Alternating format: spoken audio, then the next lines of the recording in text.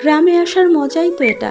সকালে ঘুম ভাঙে পাখির ডাকে, আর ঘুম থেকে উঠেই এত সুন্দর সবুজ প্রকৃতি দেখা যায়।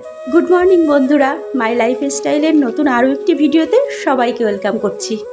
পরিবারে অনেক লোক থাকলে সুবিধাও যেমন আছে, অসুবিধাটাও আছে, তবে সব কিছু মেনটেন করে চলতে পারলে আমার মনে হয় সুবিধাটাই বেশি।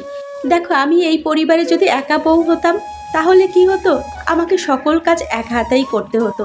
সকালে উঠে উঠোন ঝাড় দেওয়া, চুলো পরিষ্কার করা, থালাবাটি ধোয়া সব একা হাতেই ম্যানেজ করতে হতো। কিন্তু 3 জন হওয়াতে এখন কিন্তু কাজগুলো ভাগাভাগি হয়ে গেছে। আর কাজ যদি শেয়ার করে করা যায় তাহলে কিন্তু সংসারে ঝগড়া অশান্তিটাও একটু কম হয়। মাঝে মাঝে রাতেই বাসনপত্রগুলো ধুয়ে রাখি, তবে যেদিন বেশি হয়ে যায় সেদিন সকালবেলাই ধোয়া হয়।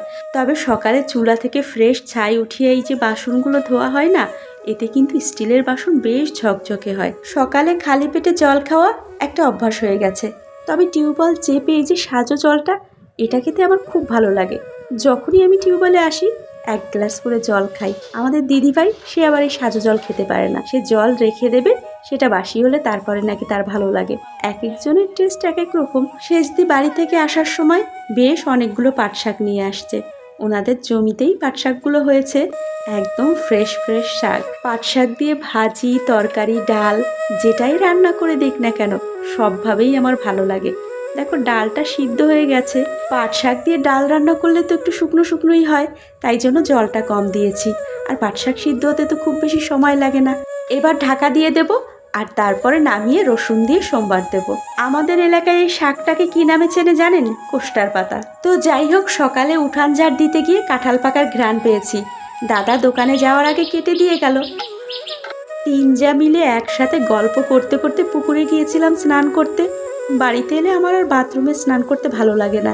পুকুরে গেলে বেশ একটু সাঁতার কাটা যায়, আর অনেক দিন পর পুকুরে স্নান করতে কিন্তু ভালোই লাগে। কাপড় চোপড়গুলো মেলে দিলাম। আজ 2 দিন ধরে বেশ ভালোই রোদ যাচ্ছে, আর সেই সাথে গরমটাও কিন্তু পড়েছে। শেষ দিকে আগে থেকেই বলেছিলাম আমার জন্য পাট শাক শুকিয়ে রাখবে। তো গত কয়েকদিন তো বৃষ্টি বৃষ্টি ছিল, পাট শাক ভালো শুকাতে পারেনি, তাই আজকে রোদে দিয়ে বেশ শুকিয়ে মুচমুচে করে নিলাম। পাট শাক তো আর সারা বছর পাওয়া যায় না, কিন্তু এই গুঁড়িটা যদি আমি ফ্রিজে রেখে দিই তাহলে 1 বছর পর্যন্ত ভালো থাকবে। যখনই খেতে ইচ্ছা করবে পেঁয়াজ, রসুন, শুকনো মরিচ দিয়ে তেলে ভেজে খেতে কিন্তু দারুণ লাগে। দিদির কাছ থেকে আমি অনেক রান্না শিখেছি।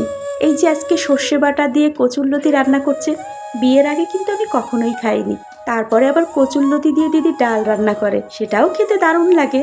দুপুরে তো আমার রান্না করতে হয় না, কিন্তু খাবার দেওয়ার দায়িত্বটা সবসময় আমার থাকে। তো দেখো, ভাতটা বেড়ে নিয়েছি, এখন সকলকে খেতে দেব। ছেলেটা দুপুরে না খেয়েই ঘুমিয়ে পড়েছে, ওর বাবা আবার মশারি টানিয়ে দিয়েছে।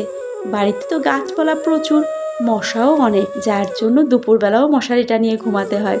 3 চা এবার খেতে বসে পড়েছি, খাওয়ার গল্প একসাথে হবে। দুপুরে খাওয়ার পর একটু শুয়েছিলাম, আর তারপরেই দেখি সন্ধ্যা হয়ে আসছে। জামা কাপড়গুলো তুলে সকলে মিলে মাঠে যাব। তোমরা তো দেখেছো আমাদের বাড়ির পাশে কত বড় মাঠ। বিকেলবেলা ছেলেগুলো একটু খেলতে পারবে, আর সেই সাথে আমরাও একটু আড্ডা দিতে পারবো। আজ তবে ভিডিওটা এ পর্যন্ত। তোমরা সকলে ভালো থেকো, তোমাদের সঙ্গে এরকম আরও অনেক গল্প হবে।